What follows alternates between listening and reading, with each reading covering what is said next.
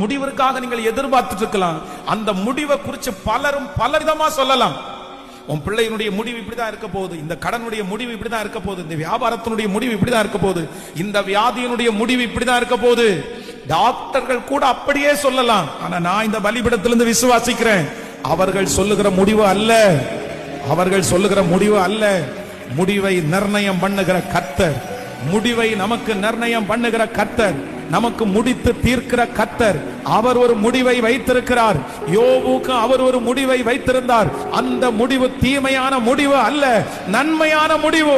யோபுக்கு கர்த்தர் ஒரு நல்ல முடிவை வைப்பார். ஆனால் இந்த சத்தத்தை கேட்டுக்கொண்டு இருக்கும் போதே கர்த்தர் வாக்கு கொடுக்கிறார், உனக்கு நான் கொடுக்க போகிற முடிவு, எஸ் பிரைஸ், எஸ் ஹalleluya.